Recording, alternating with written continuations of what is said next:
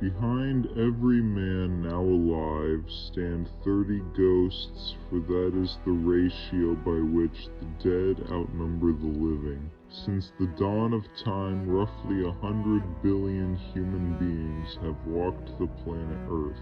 Now this is an interesting number, for by a curious coincidence there are approximately 100 billion stars in our local universe, the Milky Way. So for every man who has ever lived in the universe, there shines a star. But every one of those stars is a sun, often far more brilliant and glorious than the small nearby star we call the sun. And many, perhaps most, of those alien suns have planets circling them. So almost certainly there is enough land in the sky to give every member of the human species, back to the first ape man, his own private world-sized heaven or hell. How many of those potential heavens and hells are now inhabited, and by what manner of creatures, we have no way of guessing. The very nearest is 1,000,000 times farther away than Mars or Venus. There's still remote goals of the next generation, but the barriers of distance are crumbling. One day we shall meet our equals, or our masters, among the stars. Men have been slow to face this prospect. Some still hope that it may never become reality. Increasing numbers, however, are asking, why have such meetings not occurred already, since we ourselves are about to venture into space? Why not, indeed? Here is one possible answer to that very reasonable question, but please remember, this is only a work of fiction. The truth, as always, will be far stranger. The road to extinction. The drought had lasted now for 10 million years, and the reign of the terrible lizards had long since ended. Here on the equator, in the continent which would one day be known as Africa, the battle for existence had reached a new climax of ferocity, and the victor was not yet in sight in this barren and desiccated land. Only the small or the swift or the fierce could flourish, or even hope to survive. The man-apes of the veldt were none of these things, and they were not flourishing indeed. They were already far down the road to racial extinction. About 50 of them occupied a group of caves overlooking a small parched valley, which was divided by a sluggish stream fed from snows in the mountains 200 miles to the north. In bad times, the stream vanished completely, and the tribe lived in the shadow of thirst. It was always hungry, and now it was starving. When the first faint glow of dawn crept into the cave, Moonwatcher saw that his father had died in the night. He did not know that the Old One was his father, for such a relationship was utterly beyond his understanding. As he looked at the emaciated body, he felt a dim disquiet that was the ancestor of sadness. The two babies were already whimpering for food, but became silent when Moonwatcher snarled at them. One of the mothers, defending the infant she could not properly feed, gave him an angry growl in return. He lacked the energy even to cuff her for her presumption. Now it was light enough to leave. Moonwatcher picked up the shriveled corpse and dragged it after him as he bent under the low overhang of the cave. Once outside, he threw the body over his shoulder and stood upright, the only animal in all this world able to do so. Among his kind, Moonwatcher was almost a giant. He was nearly 5 feet high, and though badly undernourished, weighed over 100 pounds. His hairy, muscular body was halfway between ape and man, but his head was already much nearer to man than ape. The forehead was low, and there were ridges over the eye sockets.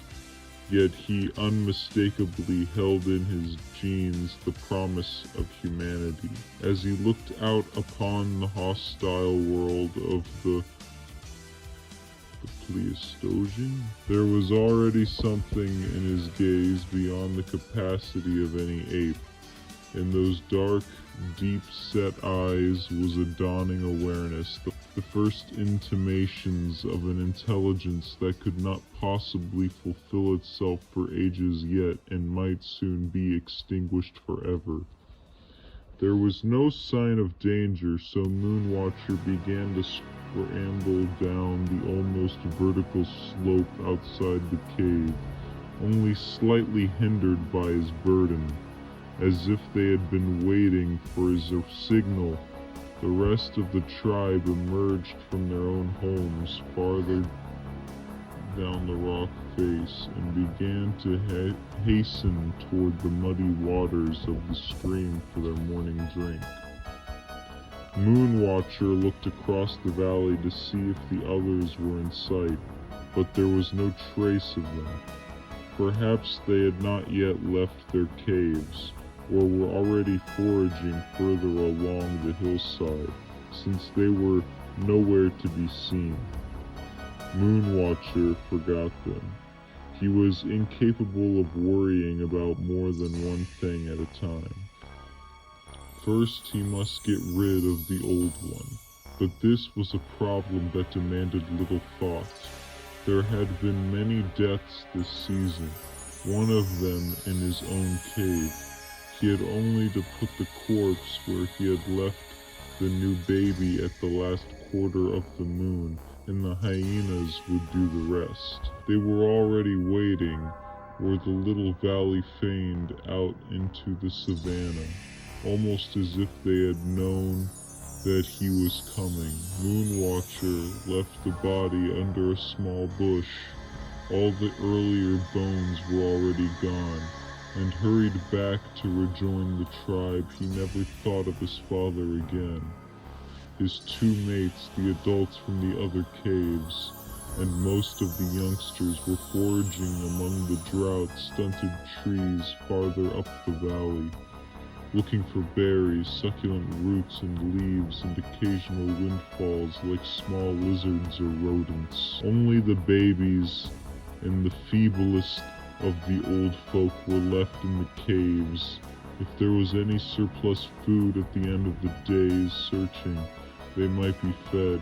If not, the hyenas would soon be in luck once more. But this day was a good one, though as Moonwatcher had no real remembrance of the past, he could not compare one time with another.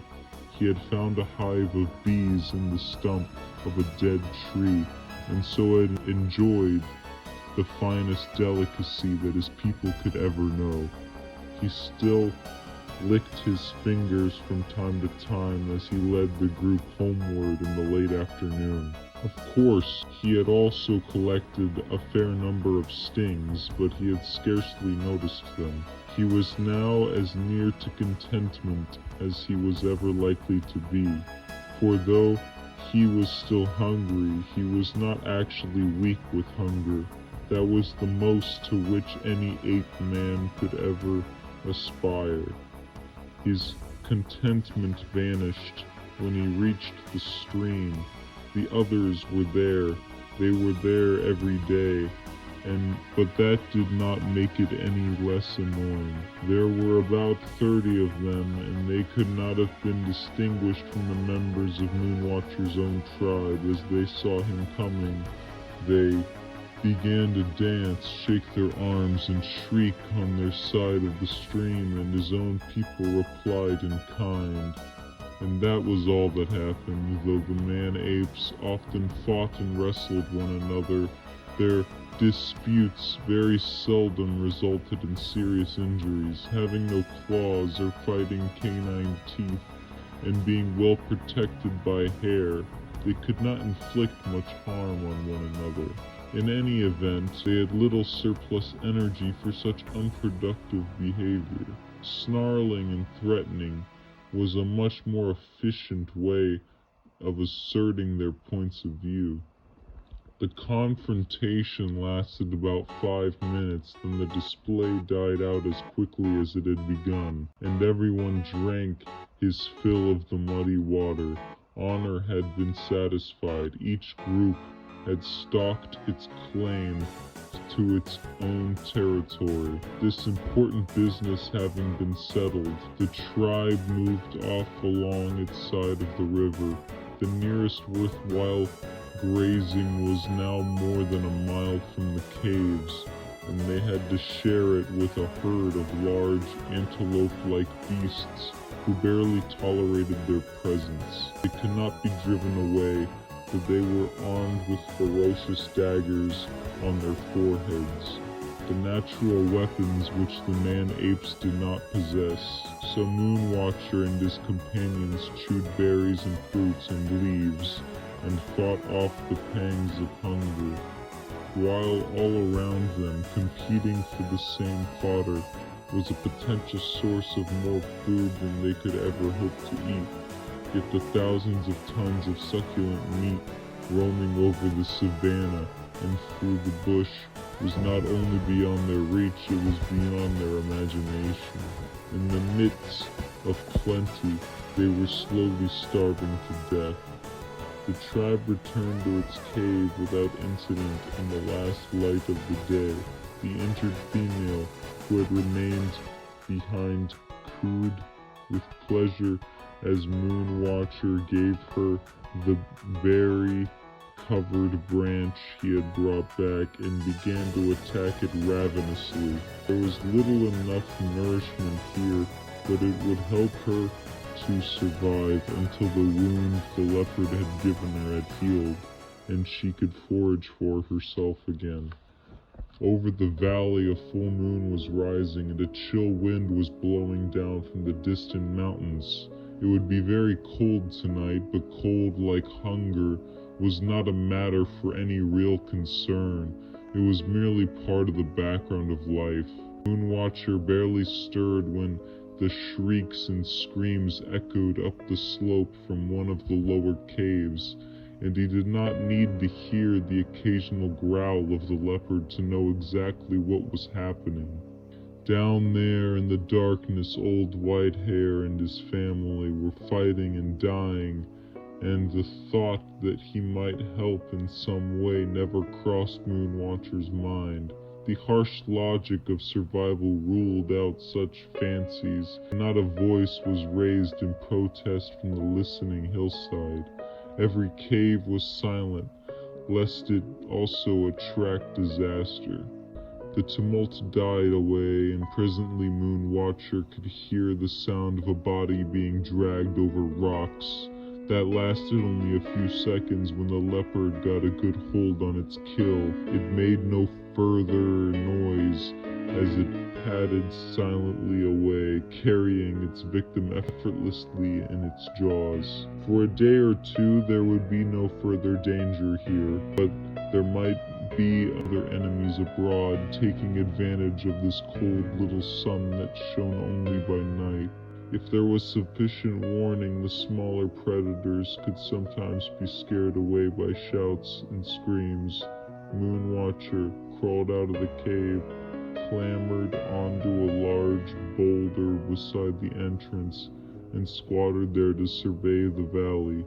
Of all the creatures who had yet walked on Earth, the man-apes were the first to look steadfastly at the moon, even though he could not remember it. When he was very young, Moonwatcher would sometimes reach out and try to touch that ghostly face rising above the hills.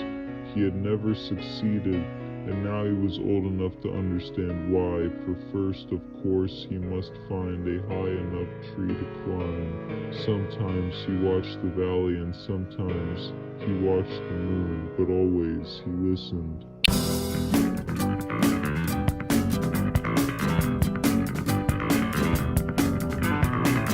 Valerie Flowers is the best YouTuber. I'm his biggest fan. He really entertains me with his videos. What a guy. Hilarious and original.